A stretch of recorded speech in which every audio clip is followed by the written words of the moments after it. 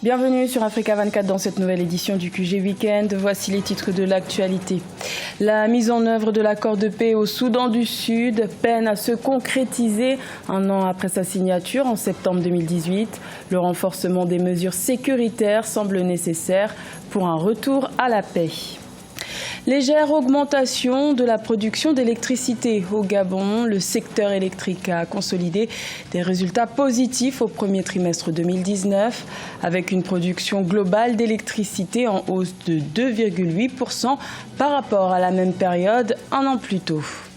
Et le deuxième simulateur de vol de Sim Aerospace fabriqué au Congo a été présenté au grand public. Un appareil construit en 18 mois à partir de pièces mécaniques recyclées par des élèves du lycée technique industriel 1er mai.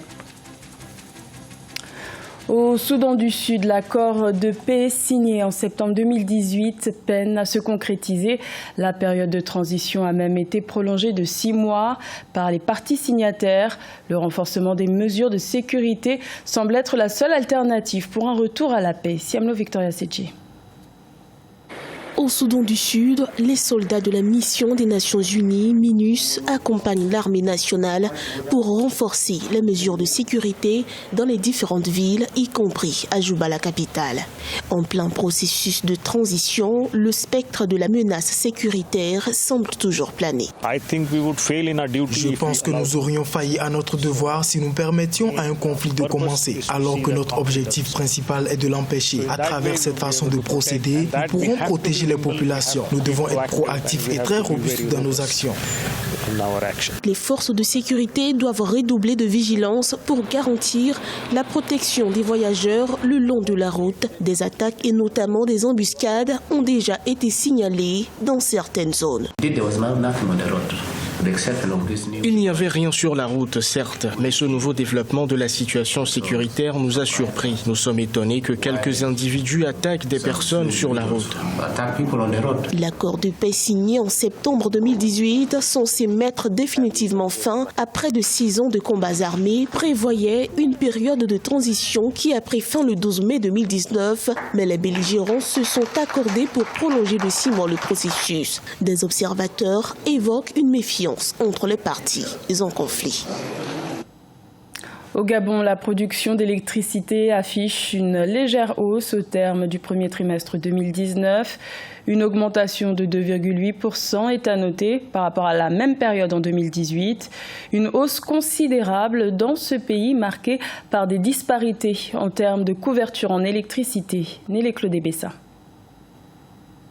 La branche électricité au Gabon a réalisé des résultats positifs au terme du premier trimestre 2019. En effet, le secteur a enregistré une production d'électricité de 612,6 GWh au 31 mars 2019, soit une hausse de 2,8% comparée aux 595,9 GWh générés à la même période en 2018. D'après la note de conjoncture élaborée par la Direction générale de l'économie et de la politique fiscale, cette embellie imputée à la production additionnelle de la Société du patrimoine a augmenté de 9,9%. Le Gabon a entamé une transition économique qui va pouvoir aboutir à la diversification de son économie. Il y a eu beaucoup d'investissements qui ont été faits dans le secteur notamment de l'énergie. De tels booms constatés n'est que le résultat de tout un ensemble de réformes structurelles dans le cadre de l'accès à l'électrification pour tous. La performance positive de la production électrique a également affecté les ventes qui se sont consolidées de 2,2%, soit 439,6 GWh au cours du premier trimestre 2019. Une reprise que les experts ont attribuée à une possible augmentation du nombre d'abonnés. L'un des points notamment cristallisants de cette mauvaise répartition des ressources au Gabon, c'est l'accès à l'électricité. Le Gabon reste un pays à vocation minière et le secteur minier absorbe essentiellement d'énergie. Un tel mouvement pourra permettre alors à ce secteur de pouvoir se repositionner dans la structure du PIB du Gabon. Précisons que la hausse de la production d'électricité au Gabon intervient dans un contexte marqué par des perturbations enregistrées dans la desserte de l'électricité dans le pays depuis quelques mois. Au Rwanda, la fluctuation des prix des minerais sur le marché international inquiète les acteurs du secteur. Une baisse des cours de 10% a été constatée au premier semestre 2019. Cette tendance à la baisse constitue un obstacle à la rentabilité du secteur minier rwandais, ce qui contraint le gouvernement à revoir ses perspectives d'exportation. Nathalie Moe. Les recettes d'exportation du Rwanda sont menacées à court terme. Pour cause, les cours des minerais tels que le tantal, l'étain et le tungstène ont connu des baisses de 10% en moyenne au premier semestre 2019. Ainsi, le pays envisage de fixer ses perspectives d'exportation à 300 millions de dollars en 2019 contre 600 millions de dollars en 2018. Le plus important, c'est comment éviter que ces baisses n'aient une incidence violente sur la production et sur les investissements dans le secteur minier. Il faut qu'un pays comme le Rwanda crée une caisse de stabilisation des prix des produits miniers. Ces chiffres devaient donc permettre à un pays comme le Rwanda de s'armer à la gestion durable du secteur minier. La tendance baissière des revenus des minerais remonte à 2018 au Rwanda. Les recettes d'exportation de minerais s'étaient alors chiffrées à 306 millions de dollars, près de 50% des projections gouvernementales.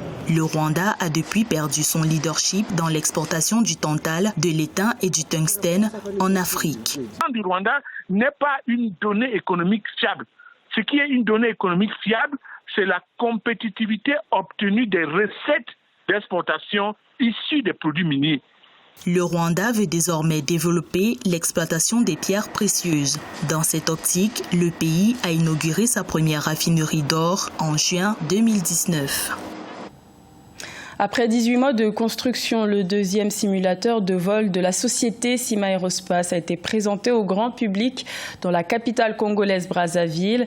Un appareil fabriqué localement à partir de pièces mécaniques recyclées par les élèves du lycée technique industriel 1er mai. Un projet encourageant pour l'avenir du secteur de l'aviation dans ce pays où les besoins en formation dans ce domaine sont considérables. Reportage de notre correspondant d'Eva Panzou. Ce simulateur de vol bimoteur a été construit par des élèves du lycée technique industriel 1er mai de Brazzaville sous la supervision de la start-up Sima Aerospace qui a initié ce projet. Ce simulateur, inspiré du modèle Beechcraft 1900, mesure 5 mètres de long, 2 mètres 40 de hauteur avec 4 sièges passagers et 2 dans le cockpit. Et c'était un avion de catégorie avion de ligne régionale, donc c'est un Beechcraft 1900, un avion de 19 places. Donc nous avons non seulement constitué le cockpit, mais également nous avons mis la cabine des passagers pour offrir au public un service beaucoup plus agréable avec différentes options qu'on pourra faire en famille, etc. Donc c'est beaucoup plus intéressant en termes de formation, mais aussi en termes de loisirs pour les gens. Sa présentation aux autorités et au public ce jeudi 2 août dans le hall de l'aéroport Maya Maya a attiré l'attention de nombreux curieux. Pour les élèves, la réalisation de ce projet a été une véritable démonstration pédagogique. Il devra permettre aussi de susciter des vocations dans les métiers de l'aviation, tels que le pilotage. Ce nouveau simulateur, on l'accueille avec joie. On l'attendait déjà avec impatience parce qu'il y a eu plusieurs dates qu'on a données et puis on a reporté. On l'attendait avec impatience. J'ai pratiquement fini ma formation. Il me reste juste à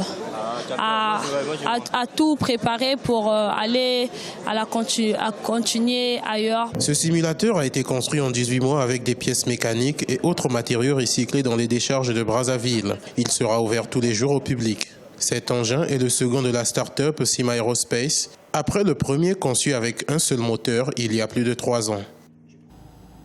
Il est désormais le joueur africain le plus cher de l'histoire. L'attaquant ivoirien Nicolas Pepe quitte le club français de Lille pour rejoindre Arsenal en Angleterre. Un contrat de 5 ans contre la somme de 80 millions d'euros, sans compter les bonus. Plus de détails avec Marcel Farba-Maroun. L'attaquant ivoirien Nicolas Pepe quitte le championnat français. Le désormais ex-joueur de Lille est devenu officiellement sociétaire du club londonien d'Arsenal ce jeudi après avoir paraphé un contrat de 5 ans en faveur des Gunners contre la somme de 80 millions d'euros hors bonus. Hormis la Première Ligue, l'international ivoirien jouera la Ligue Europa et ne découvrira donc pas la Ligue des Champions cette année. Je pense que c'est un choix qui peut s'expliquer parce que c'est un jeune qui a besoin de progresser. Il a besoin d'être dans un club où il n'y a pas trop de pression et puis il s'est dit donc qu'avec son arrivée et avec certains Africains qui sont dans le club, il peut constituer une pièce maîtresse pour aller vraiment décrocher ce titre de champion d'Angleterre qui manque durablement aux Gunners depuis un moment. Auteur d'une belle saison 2018-2019 avec Lille, ponctuée par 22 réalisations et 11 passes décisives, Nicolas Pepe ne compte pas s'en arrêter là. Toutefois, sa prestation lors de la CAN 2019 a déçu. Attendu au tournant, il n'a jamais su être décisif avec les éléphants, éliminé en quart de finale par l'Algérie au tir au but.